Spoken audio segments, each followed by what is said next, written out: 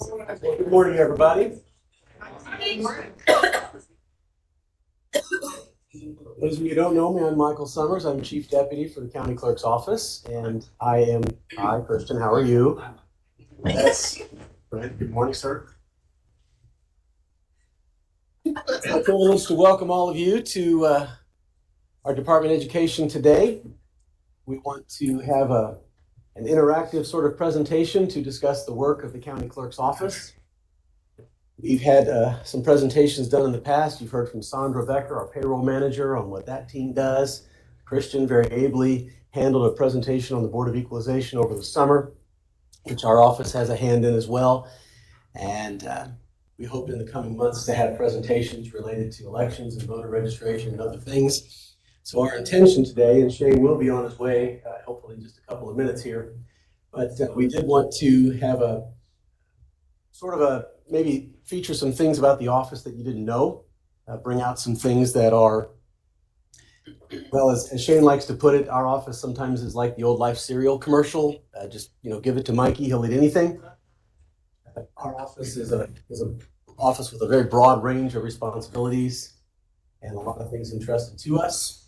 And I see that I've done my job well.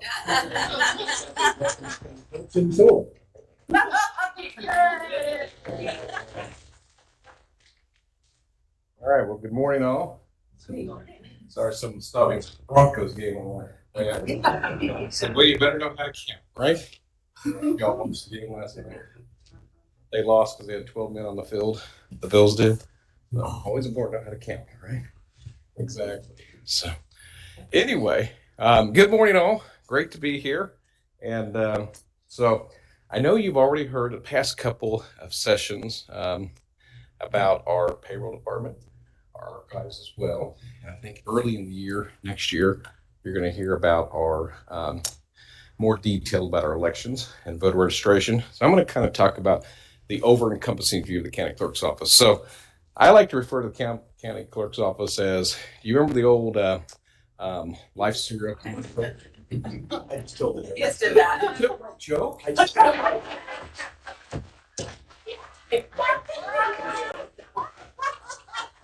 charging you for that. I totally took it back to life. Well, anyway, very good. Well, at least I know he listens well, so that's good. That's good. But it really is true. If we do just a lot of different duties, but as I tell folks, think about the county clerk's office. A lot of people think about elections, right? That's what we do publicly. But if you work for the county, what's the most important thing we do? Exactly. Yeah. So less about elections. You want to make sure that come Friday you get your paycheck, right? And we well know that when we, for example, have had in the past, every once in a while, we'll get the deposit in about a day later. Still plenty of time to be able to hit the bank by Friday. But some people have even had their checks withdrawn for when the bank recognizes when the money is put into the account. And so they will get an overdraft fee because the money is not in there at the time. And so you get the phone call and they'll be frustrated. Like, no, you still got paid. Unfortunately, had the timing for your withdrawal set up before the actual date of the paycheck when it's supposed to be there, because you know how the electronic world works. So we understand that well in our office. But this morning, did you distribute the questions? Yes, I did. So, of course, as he mentioned, I don't know how much you mentioned, but we oversee, of course, tax administration, and that is a critical part of what we do in terms of we work between the assessor's office and the collector's office. And I think there you go. Like, amen. I think, Christian, you gave a good overview of that process a little bit ago. So that's really critical, and I think it was set up for accountability purposes. So that way there's no one or two hands. There's at least three hands watching what's happening with the taxpayers' money. But for example, once the assessor gets all the values set, they then deliver the books to us. And then, of course, we work with the Board of Equalization. That's one of the questions that may be coming up. And then after those values are set up, we then deliver the information to the collector. And as you well know, now we can go pay our taxes if we're so ready to do that. So we tax administration. Of course, we do record retention. Of course, Connie talked a little bit about that. There's some records that are permanent. Other records are temporary. We've got a schedule for that. But there's a lot of work that we do on behalf of the county in that purpose.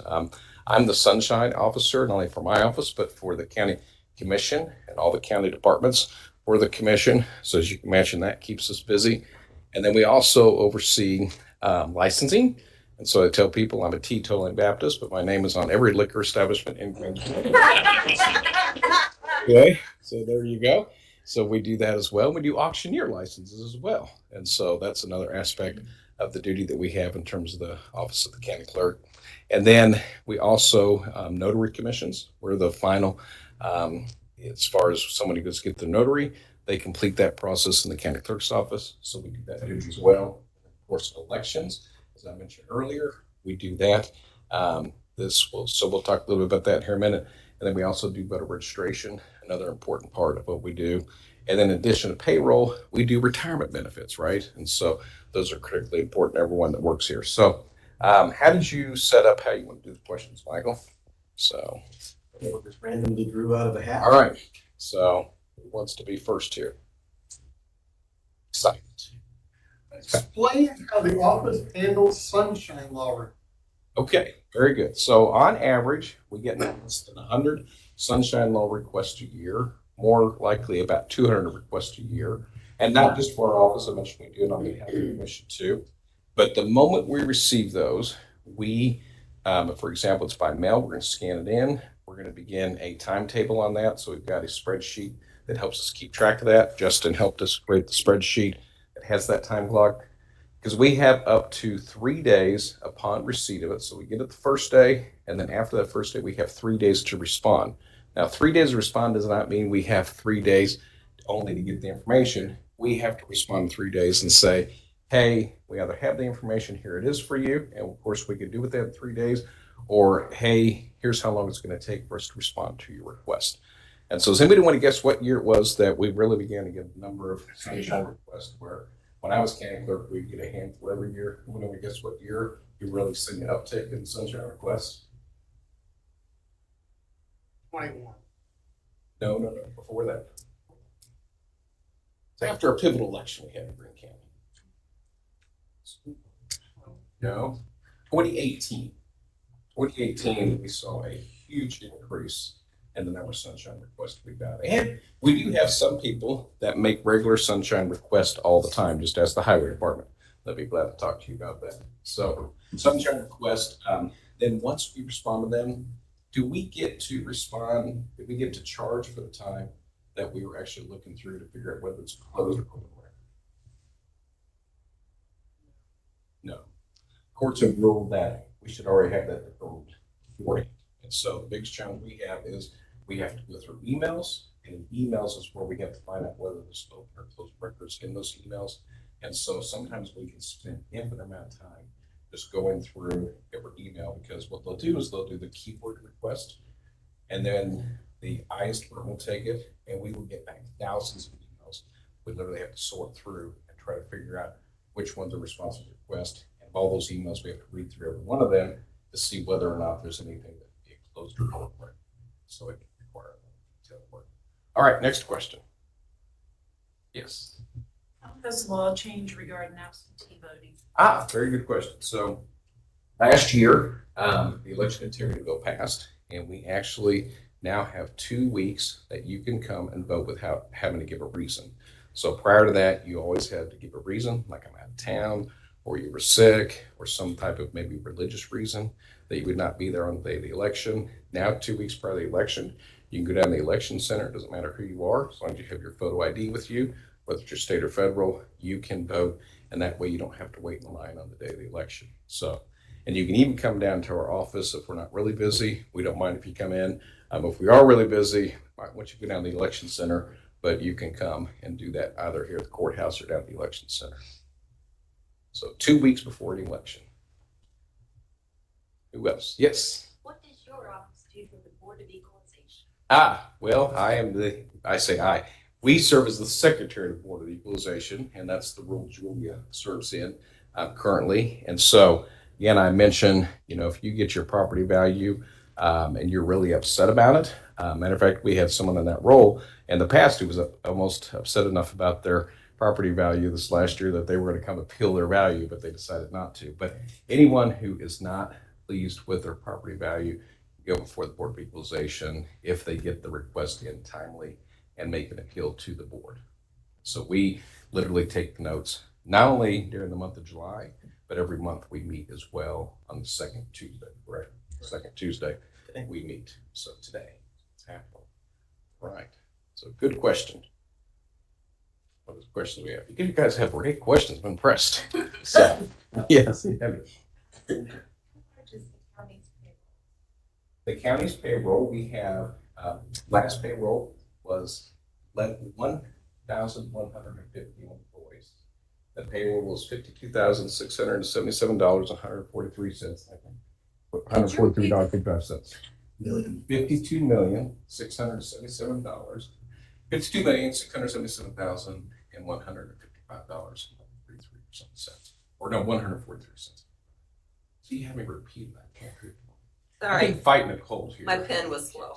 That's all right. But yeah, so when you think about the commission and what they're doing during this budget time, as you well know, the greatest joy and the greatest challenge is making sure we meet payroll every month as a county, every other week as a county. So it's Greene County is one of the biggest employers in Greene County. So I think we're close to the top 10, maybe just right underneath the top 10. Yes. How many people did you say were paid by Greene County? 1,115 as of last payroll. And that will ebb and flow a little bit. Who are the two biggest departments or offices that employ here in Greene County? You all know this, right? Sheriff, yes. Highway, yeah, sheriff and highway. And so, of course, the sheriff's office, that fluctuates back and forth, a lot of times depending upon the jail, how many folks we have on the payroll. All right, yes. Are there any special payments or deductions processed in payroll? Yes, there can be, unfortunately, garnishments that can be deducted in payroll that we get court orders for. And so if we get an order from the court, we do have to garnish people's wages on occasion. And then, for example, if you belong to a fitness club, which clearly you can tell I don't, through the county, then you can get your payroll deducted that way. So, anyway, question. Who else? How does the office work to register voters? That's a great question. Matter of fact, Chelsea and I, we went last night to Evangel, had a huge turnout. We were really impressed. That's right. And we do deputy registrar training. And so one of the things that we can do is we can deputize people to be voter registrars for the office. And so normally people are going to get registered either online through the Missouri Secretary of State's office, or they can go to our website at vote.greenecountymo.gov. They can download a voter registration form, or they're going to come physically here, or they're going to go to the library. Now, at the library, we deputize the people that work at our public library system here in Greene County. We work with our schools. We work with not-for-profit associations as well, and they actually get training. I went through the training last night that Chelsea did, and it was really good, informative. And our goal is when we deputize, if someone registers online, you're not actually registered until you physically show up and show some form of documentation, like your birth certificate, for example, or your photo ID, like through the DMV. So when you have a deputy registrar, they actually act on behalf of the office. They see that documentation, they notate it. When we get that registration form, you're going to get your voter ID card then and not have to wait. So that's the different ways. If I left anything out, Chelsea? Okay. They're all making sure I'm staying on my toes here. Who else has a question? Yes. How much do elections cost? They can cost from anywhere from $3,000 to last year $388,000. So you're probably like, how do you get an election for $3,000? That would be like what we had last week when we had election day Tuesday. Most people went to the polls to vote. We actually did an election for the community improvement district up off of Commercial Street, and so that's a mail-only election, not as in mails, but MIIM. So clarify that in today's elections. So anyway, but no, so we mail everyone their ballot, and normally we don't have any cost in terms of machines. They have to prepare in terms of the ballot itself, and we don't have a lot of labor. And so when you see that bigger number, the 388,000, the biggest cost of that is going to be on the county election judges that we employ.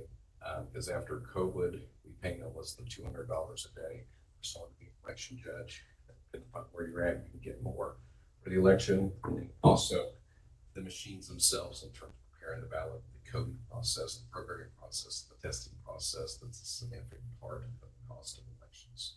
I think I leave out Madison. It becomes a big cost. No, but 388,000 is an actual cost. Sometimes they go a little bit higher, but there are items that are not covered by like the state. I think at the state, they started paying part of their share of August of the election a number of years. So that's helping the county in terms of not having a number of those costs. So, although we always have to send the budget, to the commission, we have to send the budget as if the money's not there. But historically, at least the last couple of years, they've been paying their fair share, which is good. What other questions do we have? Does the law allow the declaration of a political party when registering? It allows it, but it's not required. And so that was part of the election integrity bill, is you can voluntarily give your affiliation. So next year, as you probably know, we're not having a presidential primary. We're going to have caucuses. And so actually the Democratic Party is requiring people to be registered by the party, and the Republican Party is not. But they're going to use that voluntary affiliation for people to be able to participate in their caucus. So it's interesting how both parties have made different decisions. So I saw a hand back here, yes. How many registered voters are in Green County? As of last count, we were a little over 204,000, somewhere around that. And that number is fluid every single day. No one day will ever have a registration records up to date. And why would that be? Unfortunately. Thank you. Thank you for making us all feel better. And what's the other It reason? happens. So I saw your hand, Kristen. I was just specific to move people. People get older and actually are eligible. And what age do you have? When can you register to vote? You have to register when you're 18 or you might. I recall registering when I was 17 and a half. There Maybe you I go. I couldn't get to vote. Exactly. 17 and a half. When you're 17 and a half, register, but you still can't vote until you're 18. So, anyway, all right, what other fun questions do we have today? See other hands? Rusty. Shane, there's been a lot of discussion on the national level of election integrity. Yes. What do you do here through your office that ensures election integrity and the checks and balances? Absolutely. Well, one, we adhere to the state law. That's critical. When we went to purchase our election equipment, one of the things we did for the current use equipment we had is we brought together about 35 members of the community. They got to be part of the process. We worked very closely with our IS department, Mark Beck in particular, and we actually asked to look at the specs, what was being sent to us, because one of the things long before 2020 happened is we understood we did not want to have any election equipment in terms of the tabulars. We didn't want anything online. So we checked to make sure the equipment we were purchasing did not have any Wi-Fi connectivity. And so that was one of the first things that we did with our current air election equipment we have. And then the second thing is bipartisanship. So we work together as an office with both parties. And we're a bipartisan office. We're not all the same party in our office. And so that's critical in terms of integrity. And so prior to every election, we're going to be literally testing every tabulator and every ballot marking device. If you're not familiar with the ballot marking device, that's the equipment you'll see in each polling location. And our center polling locations, where you use the touch screen to be able to fill your ballot, where you can listen to it audibly and you have a little palette control. Also has a sip and puff device people can use to be able to use their breathing, be able to fill out their ballot for people who need that.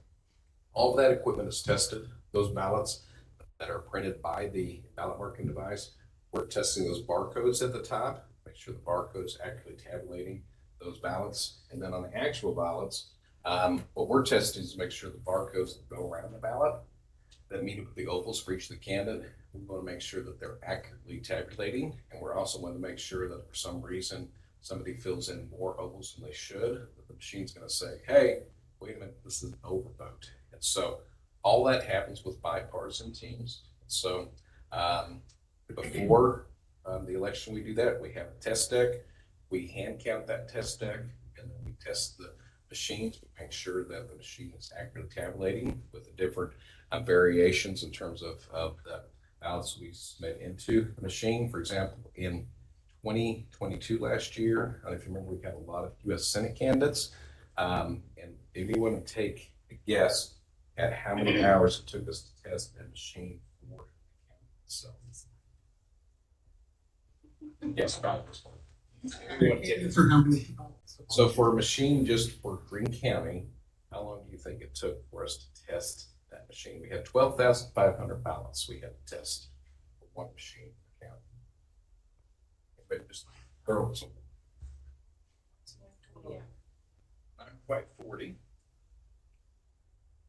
35. Getting close, a little less. How many? 33. Come on down. You're like, the price is right. Lower, lower. That's right. 25 hours. So if you can imagine one machine taking 25 hours, we literally had teams that tested every machine that was for countywide. And how many machines? Yeah. We can have up to, let's see, 100 and what?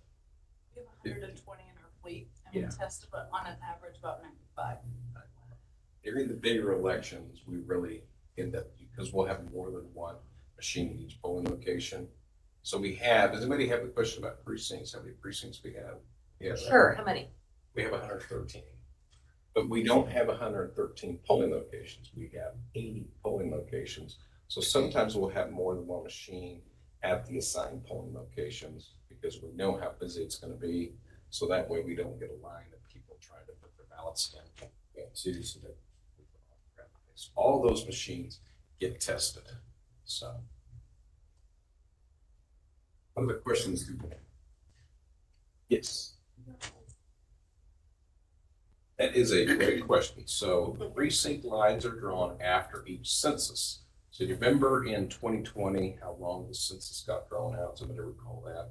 There was a lot of court order, a lot of court action delayed it. And so last year during the election, because normally in 2021 is when all of your new legislative district lines get drawn. And that's when you try to also draw your new precinct lines. And so what we do is once we get the legislative district lines, we look at the precincts and we say, okay, is there how many legislative districts are in this precinct? And if there's an issue in terms of like, there may be just one small portion of the precinct that has one legislative district, if we can draw that precinct, that legislative district into another precinct, it minimizes the number of ballot types we'll have in a polling location. So that makes it easier for election judges. So we're looking at those narrow changes where we can just adjust the precinct line in order to fit with the legislative district line, and sometimes the city council line too, just depending. But all of that normally happens in 2021, which you may recall last year, we didn't get the legislative district lines until almost April. And so because of that, we literally had 6 weeks to take our 8 legislative House districts and our 2 senatorial seats in the Missouri General Assembly and be able to take all of those changes and be able to move all the voters before the August election. So what happened was we had to wait until after November last year to start our precinct redrawing. So we actually just submitted that commission here in the last week and a half or so. So they will actually make that final vote on that. Of course, we work with both party chairs in that regard as well. So it's a lot of work. And Madison is who I give credit to. She did most of that work. What other great questions do you have? How many categories do you count and make a recount? Okay, so the manual recount, what she's talking about is after the election. So on election night, we're gonna draw no less than 5% of the voting precincts the day of the election. And so those are drawn, and then out of that precincts, we're going to hand count a statewide race, so president, senate to, for example, governor, and then we will hand count a legislative race, Missouri General Assembly to Congress, and then we also do one for the judiciary, so from the circuit court to the appellate to the Supreme Court. We'll do issue, normally statewide issue is going to be recounted, and then we'll do one for the county as well. Then, like in 2020, we had a race for the 135th legislative seat, which is all in Green County. It was less than 0.5% difference, almost 18,000 ballots were cast, 76 votes separated two candidates. We counted all of those certified election. Is that every election that you've got? So for federal elections, not all for federal, but we can still hand count after every regular election too. I haven't heard any archives questions. Need an archive. Need archives. Yes. What offices have records on file in archives? So every office, every county office has something that they kept on their behalf, especially the recorder deeds. We keep quite a bit of the records for the recorder deeds, and of course, for the courts as well, the circuit clerk. Has the archives been recognized for their work? They have, back in 2019, the Missouri Association of Museum Archives recognized the great work that Cognitive team does. So they are well known across the state for the great work. Who else has good archives? Yes. You had your hand up. Yes, there is. For example, Wild Bill Hickok, that manslaughter case is on file. Also have records dating back to the founding of Greene County in 1833, which to me, aware that when Greene County was formed, it was not the current boundaries it is today. So we probably took in about an 8th state. So until the other counties began to form, we have all of the records that go much beyond the boundaries of Greene County today. So we have a lot of empirical documents that we have. And we just got some new fund documents that we still have them in our possession.